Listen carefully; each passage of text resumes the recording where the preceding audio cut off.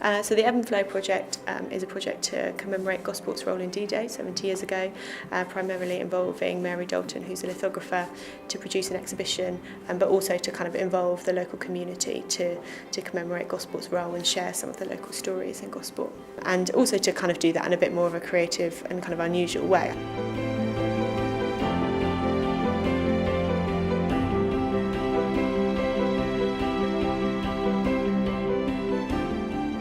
Local schools have been involved in running workshops, and then different community groups, so kind of different age ranges and backgrounds really, have also been involved in the project.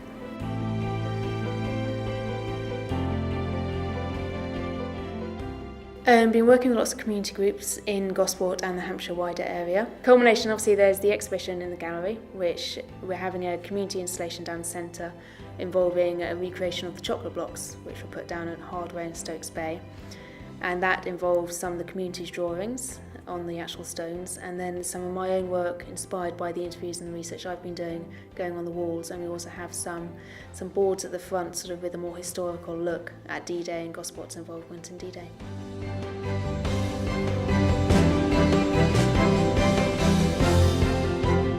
And the processes we've been doing dry point, which is a method of drawing in printmaking, that was with the school groups, and the stones, which are behind me, and that's a very specialist lithographic method. We're drawing on stones and then we're going to make it so it's engraved into the stone and put ink over the top.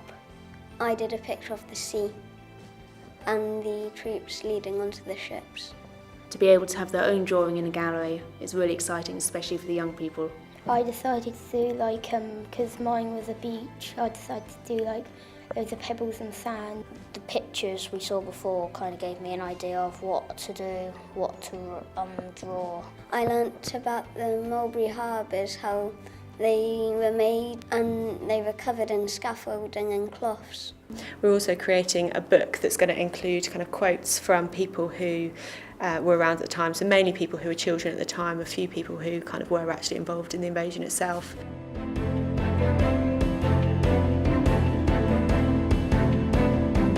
And the project is happening in Gosport because of Gosport's role in D-Day, so a large part of the invasion launched from Gosport. A lot of people locally were involved. The idea is to involve the community as much as possible, and to kind of include the stories of people who really have spent their whole life in Gosport and have seen it change, obviously, massively since kind of 70 years ago. We had some veterans come in and we had to interview them about World War II, and Mr. Hall bring in some pictures to show us. We all got different parts. Some people had to interview and some people had to do the microphone. And those interviews are kind of being cut together and put into a film, which is going to be on display at the exhibition initially. And the idea of that is just to share some of those stories and kind of put a bit of context for the actual exhibition and for the images. Well, obviously I'm very proud of the part we played, and also the fact that all the people surrounding us were supporting the soldiers. We knew that they were going off to war to drive the Germans out.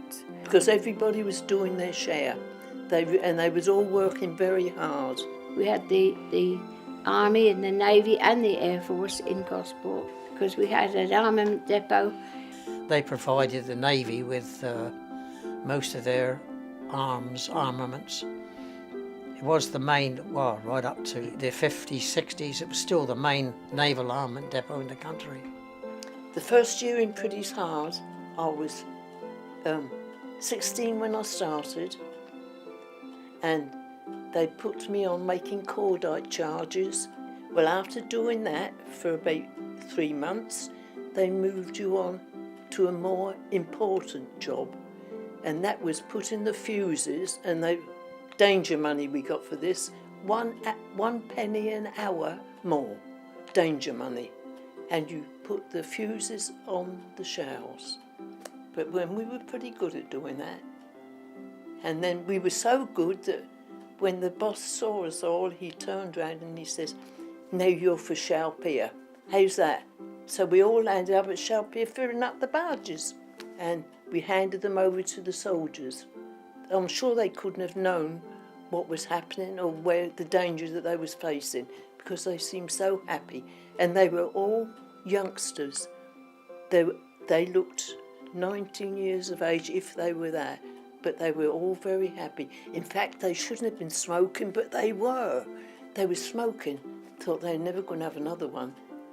But they did go. I watched them go over to Normandy. Yeah.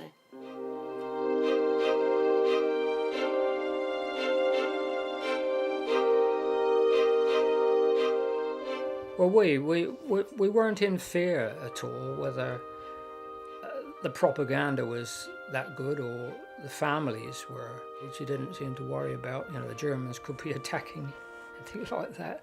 At that age, as a child, you're going to live forever. Now you'd be frightened to death, but then you wasn't really frightened because you didn't take it seriously. What was Gosport's role in D-Day? They geared our hard way up where the sailing club is now. They built that big slipway to take these big landing craft that used to come in. And all the troops that used to come into Gosport ready to go over to the D-Day landings used to line all the streets in Priory Road, Albemarle Avenue, Findon Road, Amberley Road, all those roads around there was all lined with troops. It must have been end of May, beginning of June, coming out of school one day, and there were tanks. Must have been right to the very end of the road, which is about 500-600 yards long, all pointing towards Stokes Bay, where we now know part of the United Force troops and tanks were loaded onto whatever crafts there were at Stokes Bay. We were living in a house which backed onto the road, one of the roads where the convoys were coming through, and there was some waste ground between the back of our house and where the troops were parked up. They'd come through in a convoy, park up until they got the call to go down and go onto the boats. And as there were so many, the convoys would be waiting for sometimes a few hours, sometimes a few days to wait their turn to go down to Hardway. So they used to come in tired, and then my mother used to invite them in, and several other people around. Everybody used to invite them in hot baths and washing and what food could be spared and tea and everything. And then they would get a whistle would blow. They had to just go, just drop everything and go as they were. And my mother used to have their washing on the line sometimes, and one day the whistle blew and she grabbed the washing off the line, but she had the Padre's pyjamas, and so she had to run down the road, rolled them up in the ball, and all the soldiers were shouting, "Come on, missus," and they loved it. They thought it was great fun watching this young, fairly sort of athletic woman tearing down behind him with a ball of wet pyjamas, and then she finally caught up with the Padre's lorry and threw the pyjamas at him. How the poor man coped with going to war with a bundle of wet pyjamas, we never knew. All of a sudden you come along, go to school another day, and they've gone. Of course, we all know what happened. What was it like seeing troops going to France? What was it like? Seeing troops Oh going. my goodness, well, it was a bit sad, really. Sad, really. I mean, nobody wanted to see them going. The brothers and the fathers and the daddies were all going away, and a lot of the children in school used to cry sometimes. Because once they got in that boat, that was it for them. They'd left these shores, and the next place would be France, Actually, they didn't tell us where we were going. We saw the maps, but these maps didn't have the names of the places where we were going. So we didn't have any idea whether it was in France, Belgium, or where it was going to be. So we didn't know where we were going until we got there. And I think the number of people that went out for doing D-Day that we saw, they must have lost a lot because we never see a lot of them coming back. Probably they never came back.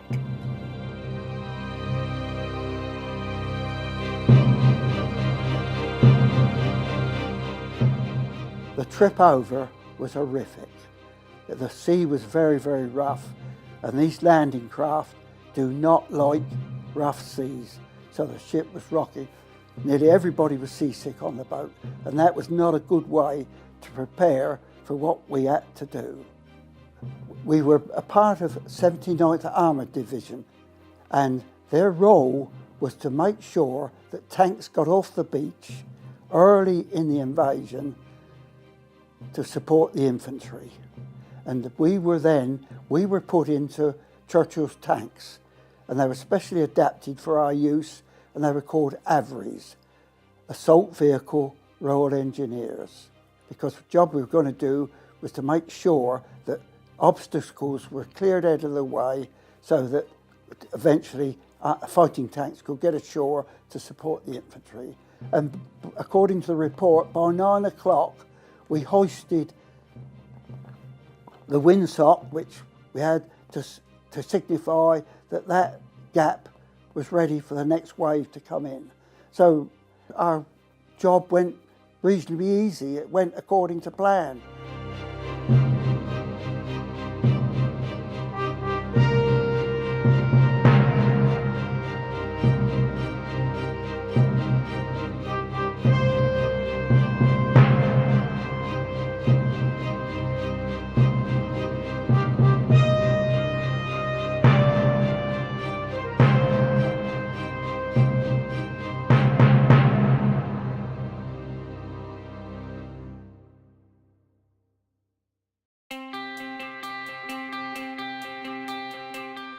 I learned that the tanks around. I didn't realise it had actually come from Stokes Bay all the way over to France, so I learned a lot about D-Day here. They did have an idea of what D-Day was, but when you actually say to them, well, can you imagine what it would have been like coming outside your house and there's a tank outside, or you can't actually get into your road without a special pass or that kind of thing, it suddenly makes it a little bit more real for them. I've learned that they wasn't allowed to go places like they usually would. They wasn't allowed to go to the park and everything. They had to stay near their houses. I've really enjoyed doing this. It's really fun. It's something you don't get to do a lot. You don't even do projects like this at school, so it's fun to do something different that you wouldn't usually do. I think it's very important to respect and learn from our elders and to make them realise what they went through is something my generation, even the generation below, can never really experience. And it was scary. It was exciting for them as children, but I think the young people learning from their elders is very important for our future and for the legacy of what we can learn from war as well.